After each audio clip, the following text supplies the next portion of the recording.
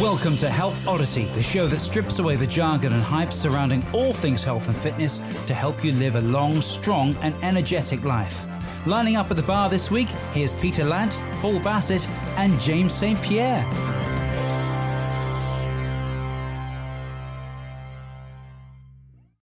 Hello and welcome to episode 46 of the Health Oddity podcast. Now we've got a very special episode today because it is, I don't want to use the word just because then that kind of underplays what we're doing. It is just, but I will say it is the three of us today. Okay. We've taken the opportunity to have a podcast, to record one where we kind of take a little bit of time to reflect back over recent episodes and to answer some questions and to also kind of discuss things that have been on our mind recently and things that we may have dealt with our clients, with our students, with our members recently that we feel may be of use to you. So before we get into that, I will say, as always, welcome to the usual hosts, Mr. Peter Lant in Bath. How are you doing? I'm all right. Just the three of us, you and I and him. So yeah, there we go. That's the that was the follow-up to the Bill Withers song, wasn't it? You and I and him. And how are you, Mr. Paul Bassett in London? How are you doing, mate? I'm fine. I'm good. Everything's fine. Everything's fine. Okay. Keep convincing yourself of that. It's all I know. right. Positive affirmations. Good. So since we had our last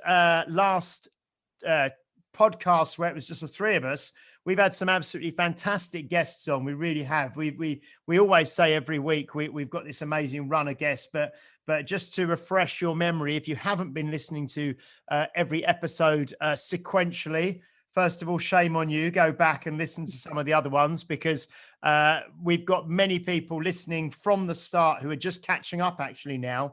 Including Mr. Graham Harris, I think, who I'll give a little shout out to, who messaged me in the week and said he really enjoyed the Dave Whitley Iron Tamer podcast. So recently we had Jim Hatcher all the way from Chicago. We had Mark Rifkind, from, I think, San Jose in California. We had Mr. Chris Zaremba on with his Fat to Fit over 50 from, I think he was near Reading, wasn't he? He was just outside London somewhere. Dave Whitley we've had on from Nashville, who was fantastic. Brett Jones from Pittsburgh and Chris Denning from Ottawa in Canada. So we've really been kind of moving around, speaking to lots of great people. And one of the questions we had, actually Jim Hatcher posed a question for us, which I think we're going to use for upcoming guests as well, which was, how do you guys and future guests go about practicing what we preach when there's always new information coming out? There's always new training protocols. There's always new opinions. There's new studies, new information coming to light. So how do we practice what we preach was a question from Jim Hatcher.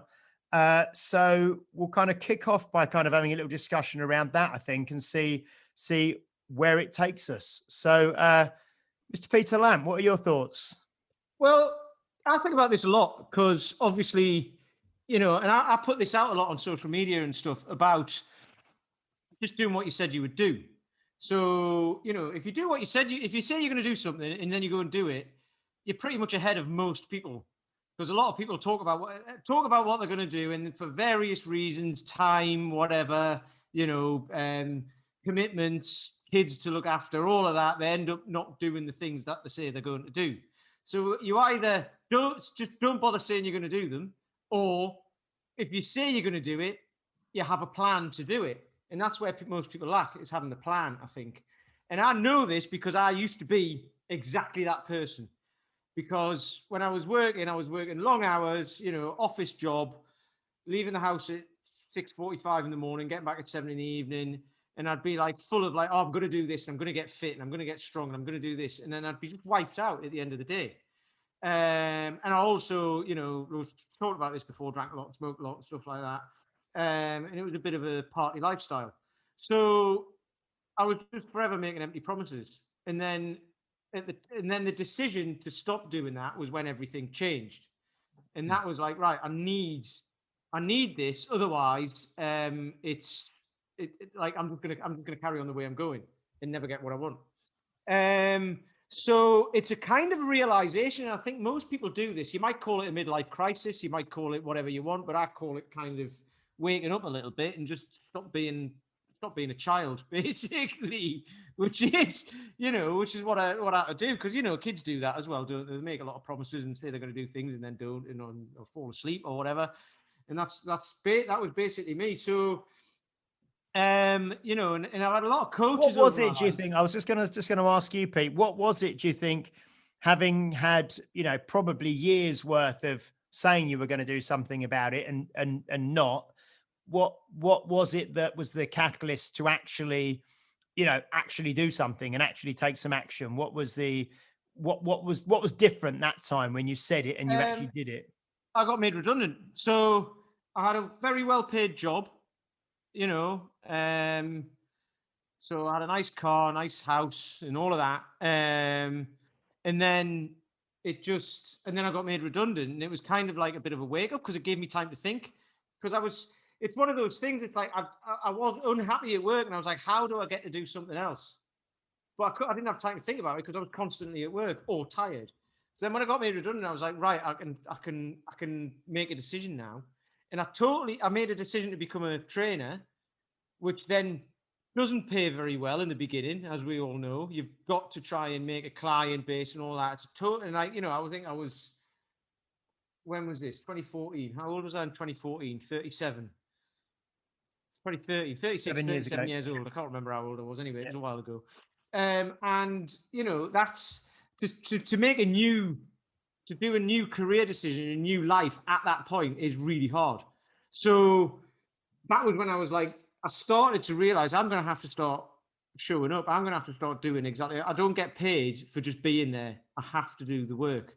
So that was when I started getting different coaches and what have you to help me out with mindset and help me out with business and help me out with how to train people. Because, you do the PT course and that's just the beginning. And then all of a sudden you're like, actually, I know nothing. Which will also go along later on, probably with what James said of like, how do you keep up to date with stuff? And it's like, you just keep going away and learning stuff, keeping the things that you think are relevant and getting rid of the stuff that's not relevant anymore and bringing in stuff that is relevant. And then it's like Dan John with his movement matrix thing that he's got. Is it a movement matrix? Whatever he calls it. Yeah. That he gets, he's got everything in there and he can justify. But if something else comes along and he's like, right, well, instead of wedging it in, actually that can replace that. And it still keeps minimalist. It still keeps working, but it's just been made better. So, it's almost what Brett Jones was talking about a couple of weeks back when he was saying about, he doesn't want to keep adding things to what he's doing. He's got his, got his kettlebells, he's got his body weight, he's got his basic barbell lifts and his Indian clubs for the kind of the mobility and the kind of regeneration, rejuvenation, that sort of thing. So he's actually stopped looking for new, different, shiny things. He's kind of very happy where he is with his kind of almost minimal training regime without keep adding. Yeah, totally. So Paul, how do you find this works for you in reality in your, or how has it started to work for you in your life? So just to be specific about the question. So the question is that, do we practice what we preach? Yes. Or I think one of the questions was, do you? And then I suppose, how do you, with all of the, increasing inputs, the ever kind of, ever more options, ever more, gizmos and gadgets and training philosophies and things. How do you kind of keep yourself centered and practice what you preach and keep moving forward? Wasn't there the old Dan John quote? The goal is to keep the goal the goal. That is the old Dan John quote. Yeah. I think that's it. I mean, I've got probably a strong reason why I'm doing it.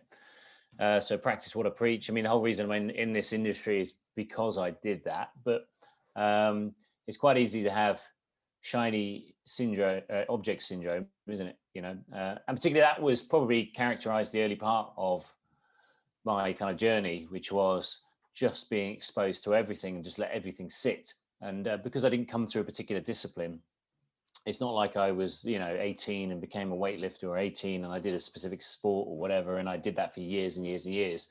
And and anything I did around that kind of funneled into that discipline. So really, once I'd made the decision that I want to get healthy, I literally just explored everything, and each bit would jump me to another thing. And eventually it was that kind of conglomeration of all that information that made me make the decision to become a trainer. But ever since then, it's just about for me, it's about having specific goals. So I'm always pretty driven around that. And practicing, in terms of practicing what I preach, I mean, it depends on where I am in my life. I mean, I like to think that I probably am prepared to do some of the things that most people don't enjoy doing. I quite happily do finger mobility and, wrist mobility and do this thing. Yeah, that's it. Yeah. It's I think I've always, because fitness has always been slightly uncomfortable in some ways, because I've either had to deal with joint injuries or weakness or whatever. So it's never been easy. So it's kind of accept that it won't be easy. And therefore I don't get really phased when it's difficult. But I think at times I've struggled to find the right tool for the job. And that's why eventually I spoke to Paul about getting coached. And because that does really help, because, again, it comes back to the goal. What was my goal at the time was just to get stronger. And so I reached out to someone who knew what they were talking about, because I was, to a degree, a bit overwhelmed by the amount of choices. Because I have explored so many different areas, and I'm quite glad I did, because it does mean that I have this big toolbox which I can apply to all the different people I work with. I've had phases where I've just done bodyweight training. I've had phases where I've done mainly endurance.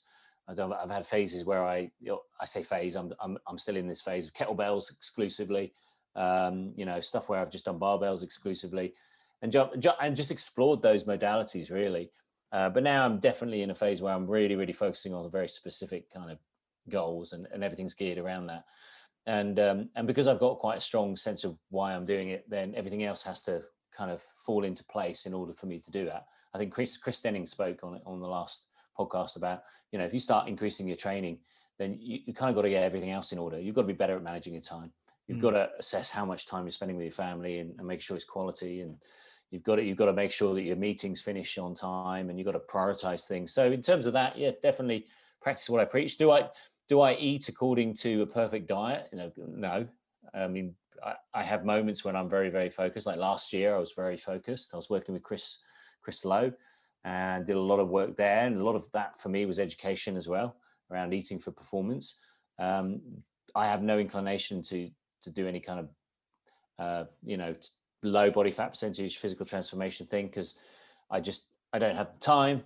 And I suppose that's a decision about practicing what I preach. I've got to make the decision that I can't do everything that I would have been able to do when I was 25, where I didn't have any responsibilities. I could probably train really hard, work crazy hours, and have a very focused diet when I didn't have any responsibility, but now I do. So I think one of the sayings that I use a lot for my members, which kind of sums up, I think, where we're going, is, you can do anything, but you can't do everything. Yeah.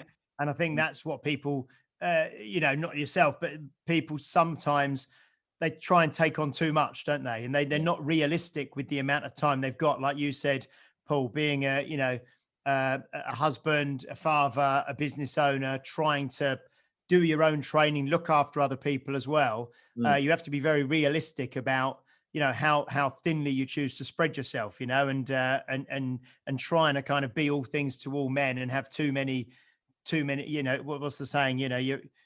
You're ironing too many fires or something like that. Well, I had that stage recently. I was talking before we press record that, I'd gone down for 5-day-a-week training, which I've been doing for the last year and 4 or 5 months. Down to 3 days a week, because it's not that my brain wanted to do it. My mind was there. I wanted to show up, but I just physically couldn't.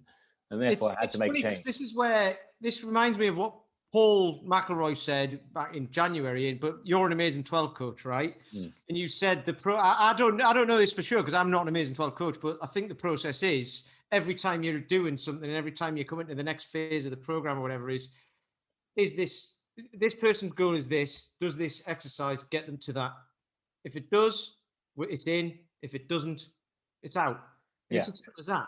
And this is one of the problems. This is again why we do this podcast, isn't it? To try and get across to you, the lovely listener, who like, you know, what to do, where to start, how to get through all this information and decide what is right for you.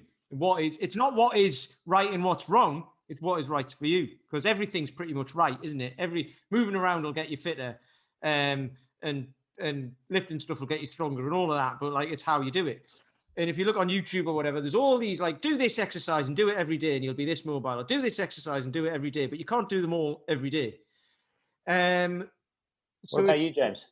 it's discerning what exercise works for you at that time, and that's why you need to know what you want for that goal. But yeah, James, how about you? Yeah, I mean, I find that I am. I don't know if you guys feel it, but I certainly feel that being a trainer or a coach or a business owner with a certain number of people who I look after and who I suppose you could say look to me or look to us for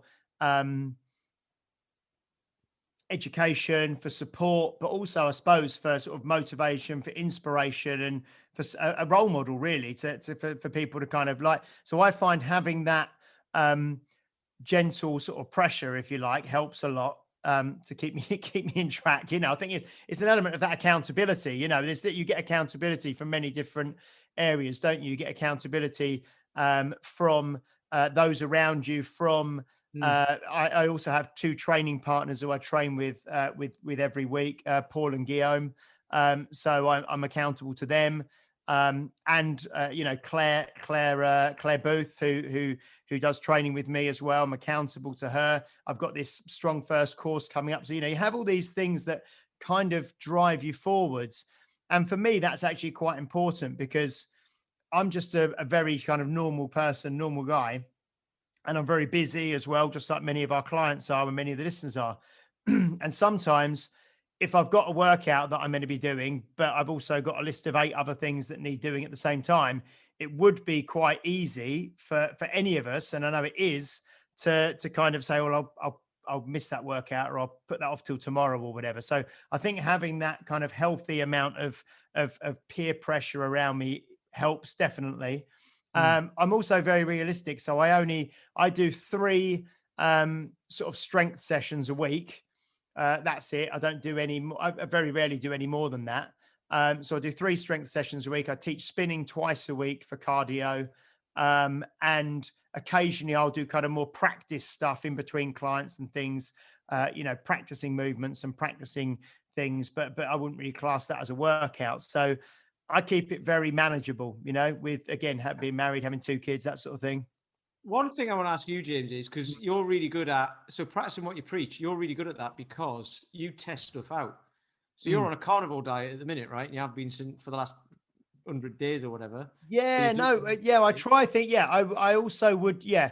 One thing I wouldn't do is tell someone to do something that I didn't have kind of personal knowledge of myself, I think, because I know that Mark Rifkind, another one of our, recent former guests, one of his big things is, experience is the best teacher, and you have to know what something feels like, and you have to have experienced it yourself to teach it effectively.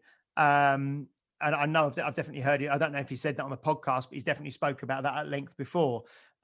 So for me, I wouldn't try and, you see it all the time, don't you? Trainers trying to teach an exercise to someone, and it's clear that they're not accomplished and comfortable with the exercise themselves, but maybe they've seen it on YouTube or they've picked it up from somewhere and they're trying to pass this on. So I very much would only want to try and get people doing things that I was confident in my ability to coach and I had a deep understanding of.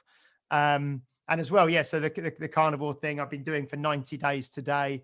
And I'm going to write a kind of in-depth blog, probably 100 days, and just about what I've kind of experienced, what I've learned, how I feel, and that sort of thing, and then the lessons that I'm taking forwards from it. So, Yeah, it's interesting. It's I enjoy trying new things. We do. I've been doing a lot of cold showers for quite a long time as well. I had a nice fresh head shave just before coming on today, and then got under the cold shower afterwards, and had a nice cold shower.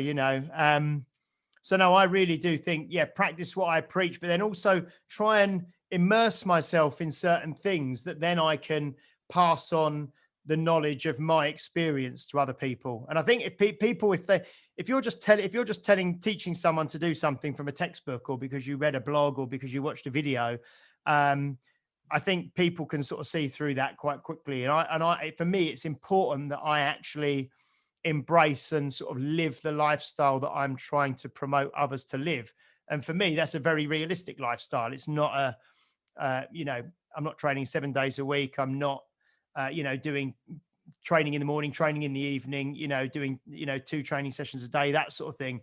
I think my training especially is a very, very sustainable, realistic way for many people to train. So It's funny because that's reminded me a little bit about what like Dave Whitley, because I missed that one, unfortunately, because I wasn't very well, which is a nightmare because I'm never ill. Whitley was on and I wasn't there, and I had loads to ask him as well. But anyway, that's kind of reminds me of what he's like, because he clearly lives what he says, right? And he has done for years. But he's done all the Wim Hof stuff and all of that. But you see, that's not for me. I hate doing that. I'm not, and there's benefits to it, but there's also benefits to doing lots of other things, right? So I do other things in my life.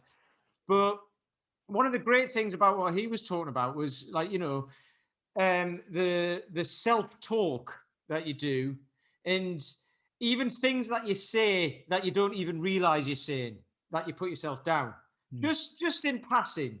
And he'd taken that Napoleon Hill comment and changed it for himself, hadn't he? With whatever Dave can, what Dave can conceive and believe, Dave will achieve. Yeah, Dave will achieve. Yeah. And he clearly lives by that.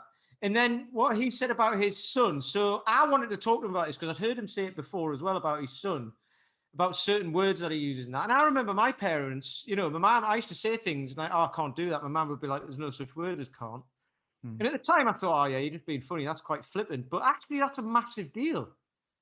Because if you get into the realm of saying I can't do stuff, you won't. You never will. Whereas if you say I can, or I will, or I'm going to, and like I said earlier, stand by it and do the thing and do what you said you were going to do, then you get there, don't you? It's the other quote from the similar time as as Napoleon Hill was the Henry Ford one. Whether you think you can or you can't, you're probably right. Yeah, you're exactly right. Yeah. But that's one of those things as well, because there's all these memes around and stuff like that, and people put out all these quotes. But you can see from there the rest of the stuff that they put out whether they mean it or not. It's like what you don't even know what that means. It just sounds cool. Whereas actually, if you look behind it, and then you say, actually, you're doing exactly what that says. So that's another thing to be careful of and look out for on social media. What's behind those memes? Or it's the older hashtag be kind, and then 2 weeks later the same person is slagging someone off on social media. Or something. No, exactly. You've got, and again, but this comes back to, I think it was, I mean, lots of our members, lots of our guests have said this to us about actually, embodying the character that you want to be and becoming that character, and at a very deep level, right down in the fibers of your being, not just being a surface level person, but becoming a person who, this is the way I live. This is the way I interact with people. This is the way I train. This is the way I eat. This is the way I think. These are the books I read, and just becoming that person that you want to become. So you're really going into things at a character level rather than a kind of a technique surface level, which I think is incredibly important. One of those things. I said something the other day, and it was like, it's probably been said before. I don't know. I put things out that, it's like what was it Mark Fisher said about quotes, like you said, use it 4 times or something, then it's yours. But it was one of those things, because I was a surface level person. And I was like, I am this person, right? I am this person. So that's just me. And then it's like, no, but you can be somebody else in the future if you want to be. You don't have to be. But if you're unhappy with where you are now for any reason, you can change all that. So I just said, like, the person, do the things that the person who you want to be would do. Because if you don't, you'll never be that person. You can say you want to be that, but if you don't do those things, you're never going to be that, are you? So that's like, that comes full circle to what we've just been saying about practicing what you preach. So, I train outside. I train with kettlebells and maces and clubs, and I have trained with barbells and stuff in the past, and it's not that I don't necessarily like it. I just don't want to go inside and have to do it and at a certain time and all that. It's like, I just like being outside. And a lady walked past this morning when I was outside, and she was like, must take a lot of discipline to do what you're doing. And I'm like, well, yes, it does. And that's fine. It does. That's a good, well done. Well done for saying that, and that's one of the things that Paul just said. You've got to do the things that most people won't do, because it does take a lot of discipline, and that's you have to build that, because I haven't always been disciplined, Well, the search for entertainment is quite high in society, isn't it? We all want to be entertained. I mean, the thing is, I'm quite entertained by wrist mobility, mainly because my wrists are so stiff and, years of joint problems. It's quite fun to not feel them anymore. But a lot of people are quite willing to put up with it, and that's fine. I mean, they've got other priorities. But I think from my point of view is I quite like to deep dive into things and explore things and integrate them and try and find applications for them. And the good thing about having clients is you've got a series of guinea pigs. Yeah. No, but you can try new ideas, and sometimes it's good. And sometimes you'll meet a client and you're like, oh, I don't know how. I don't have a tool for that. Or maybe I need to come at it from a different angle because what I've got at the moment is not working, and that pushes me down an avenue. There's things which I will deep dive into and try and train for, and there's other things which I'll just listen to other people. And that's what I like about this podcast is I get a chance to.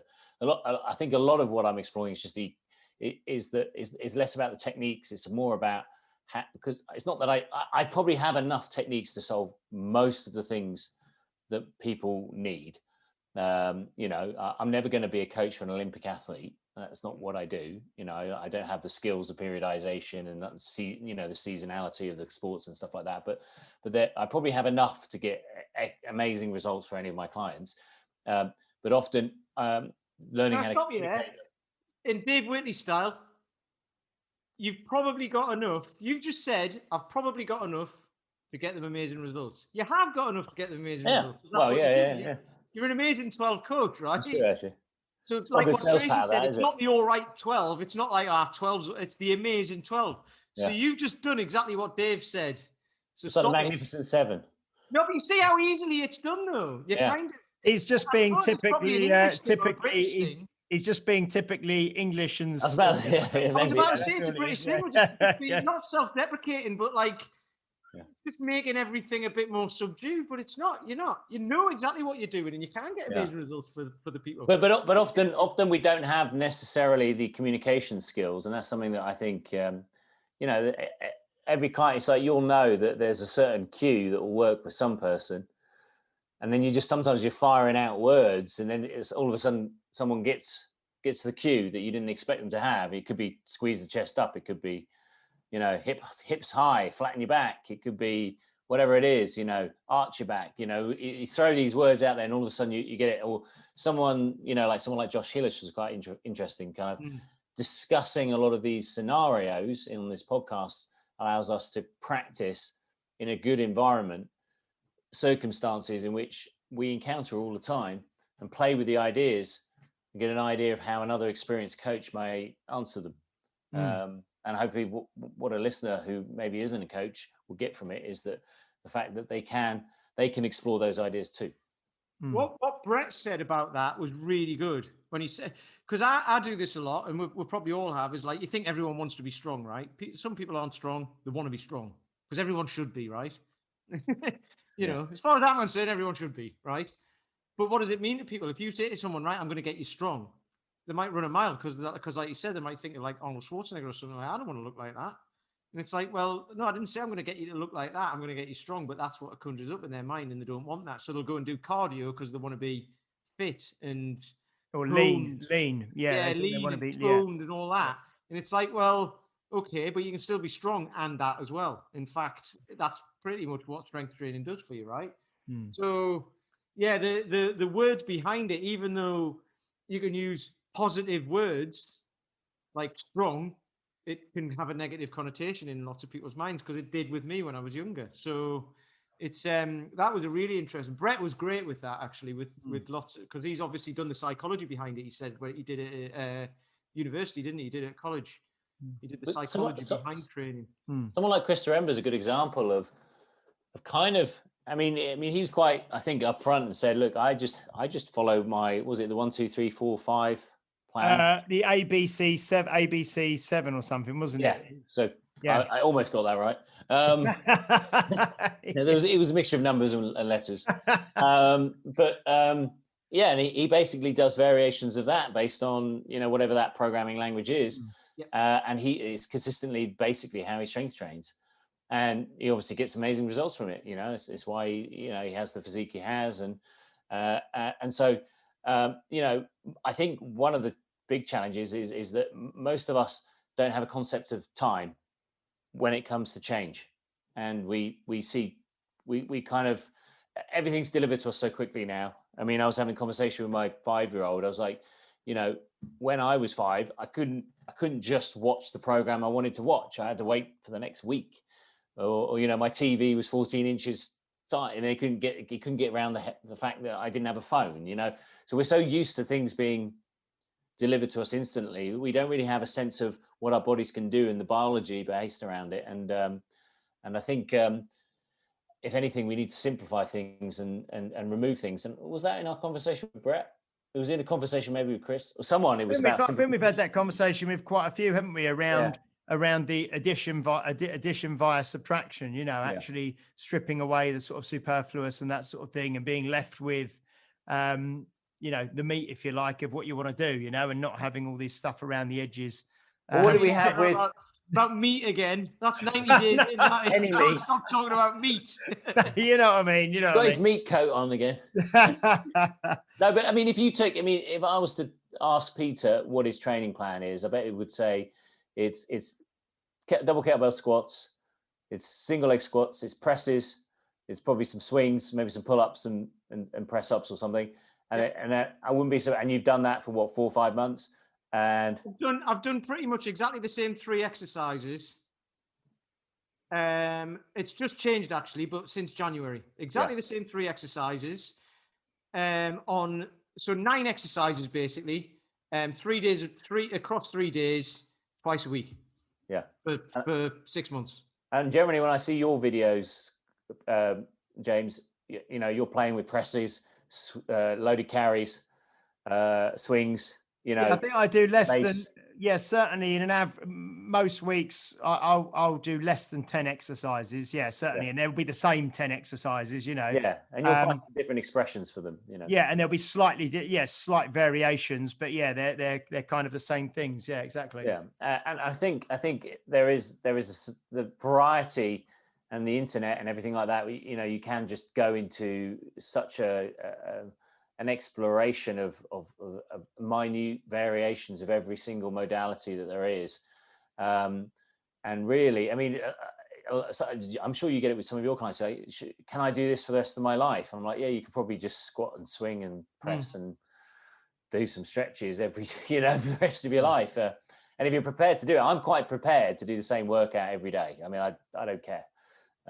If it gets me where I want to be, I quite like it. I like the meditation of it, The problem here is that, and it depends how you say it, but a lot of people will obviously say, well, you need not variety, but you need to change things up for adaptation. Yeah. So people think that means, so you need to do like loads and loads and loads of different exercises. Confusion. No, you need to change. Muscle confusion. Yeah. You need to confuse. You need to shock your body and all that. And it's like, no, you don't. If you shock it, that's a nightmare. What you need to do is gradually persuade it, like Paul McElroy says, gradually persuade your central nervous system that it's okay to do the thing. And you do that by slowly increasing like rep ranges. So doing more, say you're doing squats, instead of doing 5, you do 6, and then increase the number of sets, or increase the weight or whatever. It doesn't mean doing a totally different exercise to keep your body confused and all of that. It just means you know, changing like an adaptation, changing something, but not everything. Was And it then- kind of something adaptation to was it specific adaptation to impose demands, isn't it? Yeah. So yeah. my entertainment is going walking, Mm. because when I'm out and about, it's either it's raining, it's sunny, it's autumn, so everything's gone, like all the leaves have gone red, or it's like spring and everything's starting to come up, you know, or it's winter and like you can see through the trees and you can see views that you never used to be able to see. That's variety for me. Just going for a walk, and every day it's different. I like polishing coal. Well, James, do you like the cinema, don't you? I do like the cinema, yeah. So I go to the cinema. It's not very active, but I go and sit there with a black coffee and put my feet up. And You're allowed to put your feet up these days. yeah, Against the rules. at my cinema, yeah, not on the seat. There's a special. Right, okay. I have a sofa, and then in front of you, there's like a ledge that you can put your feet on. It's very. Is nice. it you get sent in through the back door because you're like the VIP? Is it like a mafia boss going into a restaurant? You got your own seat. I did go and watch. Like sit there. I did go and watch Fast Furious 9 this week, Oh wow! and it can't be recommended. It's quite good fun though if you're into that sort of thing.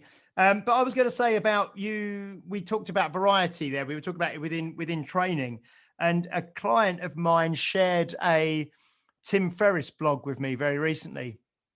Not blog, podcast. Sorry, and I can't remember the name of the guest on there. It was a doctor anyway on there. But he was talking about levers, and I've shared this analogy with quite a few members in the last week or so, and it was really interesting. And it was specifically around diet, but it kind of ties in really well to what Pete was just saying and what you were saying about how to actually create sort of specialized variety or variation within things. So within the food, it was quite interesting because I sat down with four or five members last week or this week who are kind of bigger members who've got some problems around, well, not problems, but challenges with kind of eating and losing weight and emotion and that sort of thing. So we sat down and had a really good chat, and I shared this with them and with other people. And he said, basically, you have three levers in front of you, and I like this as an analogy. And one lever will, and you're always either pulling on one lever or two levers, or sometimes you may pull on three levers.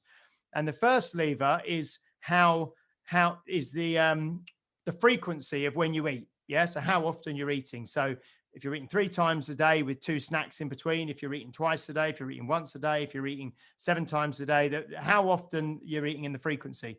So you can adjust that accordingly. The next lever is what you're eating. So the type of food you're eating, or and you could think about alcohol in here, and you've got a lever. So you kind of open it, you open the floodgates or anything, or you start to restrict things slightly. And then the third one is the quantity that you're eating. So, and you can adjust that from, fully open, anything goes, and you can reduce it down.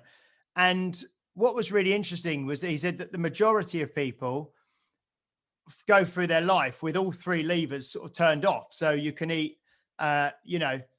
whenever you want, whatever you want, as much as you want, and then it's up to the individual to kind of take control of which one they want to use, or a combination of those. And it was a really nice sort of little analogy that the guys that I spoke to really kind of liked the sound of, because we've all got people who maybe at the moment drink alcohol, say 7 days a week. I've got people who come to me and they're drinking, half a bottle of wine every night, and then if they slowly bring it down and say, well, okay, so I'm going to pull on this first lever and I'm just going to have, alcohol on a Friday and a Saturday, so they're kind of doing the frequency and controlling the middle one a little bit. And I'm just going to have no more than 3 glasses. So you're controlling that one as well. So I thought that was really nice. And it kind of ties in with what you're saying, Pete, around, you can control the number of repetitions per sets, the number of sets, the amount of load, the amount of rest time, the frequency of sessions, so you can have more rest in between sessions or less rest in between sessions. But it's a self-awareness, isn't it? I mean, I think one of the big things I'm noticing is that our perception of what is actually happening can often be quite clouded. And I think that's why we probably all work with a coach, is because we've realised that in certain areas of our life, whether it's our business, we have business coaches, or we have managers who help us marketing, or we have coaches who help us in terms of our physical goals. That we're not always judging what we're doing correctly, and I think I see that a lot with clients, is that around food, the concept of what is actually abnormal or restrictive, or what hunger looks like, is completely skewed. And I think learning that discipline is quite a challenge, I'd say. It's really scary, because so when I used to work in an office, it was a big open plan office, hundreds of people, always someone's birthday, always, right? And if it was your birthday, you went down the shops and you bought cakes, right? So inevitably people would be like, well, I don't want to buy a big cake, so I'll get a load of like little brownies. You know, you get the little tubs of them, little brownies, little flapjacks, little this, little that, right? You have one and you're like, well, it was only little, so I'll have another one and another one. And you end up eating loads of them. And honestly, every single day I was eating lots of these things. I used to work in an office that published the British Bake Off books. Around the summer, there was a Bake Off every day. When it's there, you'll have it, right? So people have like snacks in their cupboard, and they'll just be like, yeah, but it's there, but I'll keep it in the cupboard just in case I fancy a little bit. And it's like, you know, it's there. Yeah. So the easiest people have birthdays, or to not get tempted by it is to not have it there. And people say, oh, but I've got kids and all that, and it's like, that's fine, but you don't need to buy. You know, you don't need to go and buy like a whole shelf full of stuff because you've got kids. You know, and kids will learn as well. They do, you know, they do want stuff like that, but they'll learn, you know, through repetition. But so the way I manage that, I don't have any snacks and stuff lying around, or if I do, I make sure I buy stuff. I'm like, I'm going to have a snack today, but I'm going to eat a lot, because then it's not there, and I've allowed for that today. So the way I do it is the like Brad was talking about, 2 meals a day. Because my portion control for me is a nightmare. I like to just eat loads. So I have a massive breakfast. But you train a lot, though. Yeah. No, not really. But I have a massive breakfast at 11 o'clock in the morning, and I have a massive dinner at like 7 o'clock in the evening, and that's it. But you walk around a lot. You've got high, neat.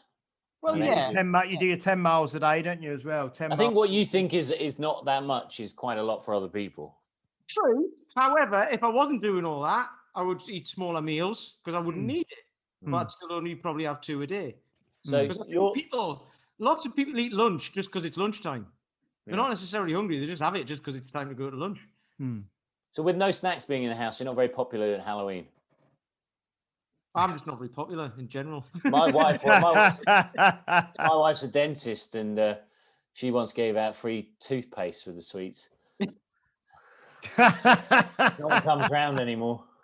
Quite convenient. I saw a thing about dentists with I think it was on the Viz, how like, you know, you get the toothpaste, like 9 out of 10 dentists recommend this toothpaste. It's like, well, that's the last toothpaste you want to buy, because the dentist's model is to get you in with bad teeth. So you want to go with the opposite. Very right. Guys, it's been really good having this catch up with you, and I think you're trying to get out of this. What's that? You're trying to leave. He's trying to get. It's really good. I'll see you later, guys. Yeah. I saw this thing on Facebook yesterday, I think it was. You know, you get these party banners, these party buntings or whatever that people put up in their house. Yeah. And you get the ones that have got like a chain and then a separate individual letters along it to read, you know, to say congratulations or happy birthday or whatever. Yeah. And there's one that had on there, leave by 9, or please leave by 9. Anyway, no, I was going to say it's, I think we'll definitely, I mean, we said that we'd try and do one of these every sort of 3 or 4 weeks, and we went back, didn't we? We just had a little count back, and I think we've done 6 guests sort of on the spin, you know, so we've done this today, which is great. And I think it's nice to catch up and to go over some of the things that have been brought up by guests and any questions that people have, which is great. So Next week, we have Franz Schneidman coming on, I should say, from San Diego. So we're going to do that one, which will be fantastic. And then we're lining up more guests ahead of that as well. Please make sure to like, to subscribe to the podcast. If you have the capacity to leave a review as well. And please share with anyone who you think this information might be useful for. And we also have our Facebook group, which there will be a link to underneath this podcast, wherever you watch it or listen to it. But I think you can just go on Facebook and search for the Health Oddity group. Yeah. You can just go on. Sorry. What I would say as well is for these episodes that we're doing here, we're kind of trying to address, any, I keep forgetting the word. It's not discrepancies. What's it called? Contradictions between things guests have said in the past, like different things guests have said in the past, and some might contradict each other and stuff like that. And that raises questions. Okay. It certainly raises questions within our minds, which is why we're starting to do these ones as well with just the three of us. With you and I and him, because it raises those questions. And if we've got those questions, you, the lovely listener, is going to have those questions as well. And if you have got those questions, the Facebook group is the perfect place to ask, because we will ask them as well, or we'll either ask them or we'll try to answer them ourselves on these, or we'll get the guests to answer them when they come on. Or give us. I know we've already got a couple of former guests in the group, haven't we? We've got We've got Jim Hatcher in there. We've got Chris Denning in the group as well. So yeah, you can interact with people in there and ask questions and things as well, which would be great. Mr. Paul Bassett, do you have a final thought today? I'd love to meet these lovely listeners. I've got visions of a bearded man with golden hair. I don't know why. That's why. Maybe that's not demographic. There's bound to be one of them out there, a guy with a lovely mane, just going. Got a huge mane and lipstick on. Yeah, not Lee Collins though. Yes, exactly. That's a local joke. It is, yeah. He's from around here. So I've lost my train of thought. No, it's just good to have the catch up, really, isn't it? Yeah, no, it's excellent. It's excellent. So we will see you all next week for episode 47 with Franz Schneidman. Sounds like Spider-Man, sorry. Sounds like a superhero. Franz Schneidman, I think. Okay, we will see you next week for that one. Have a fantastic week, guys. Try and get into the Facebook group if you'd like to interact with us more. Ask us any questions you'd like us to ask future guests and you'd like us to kind of discuss on the next one of these that we do, which will be in a few weeks' time. And like Mr. Peter Lant always says, thank you all. Thank you for listening. We really appreciate you. We're coming up, actually. We're going to be closing in on a year soon. Episode 52 will be our 1 year anniversary. So we'll do something special for that one. Maybe we'll all dress up. I don't know. There's silence. I'm being met by blank faces. Okay. I mean, I'm going to dress up anyway. I mean, I think I've got the t-shirt. Well, yeah. Paul is wearing his Health Oddity t-shirt. I'm wearing my Health Oddity hoodie. Available to buy in all good stores. This morning. I did my session in it this morning, so it's a bit pongy. Sorry. Okay. Good. You can't smell it on Zoom, though. Well, yeah, I know, but no integrity, mate. I've had a shower and everything. Right, guys, we will see you next week with Franz for episode 47. Take care. Bye-bye. You've been listening to Health Odyssey with Peter Lant, Paul Bassett, and James St. Pierre. To get your regular fix of hype-free health, you can subscribe and leave a review wherever you get your favorite podcasts. You can find out more on today's and other topics at healthodyssey.com or find us on Facebook or Instagram by searching for Health Odyssey.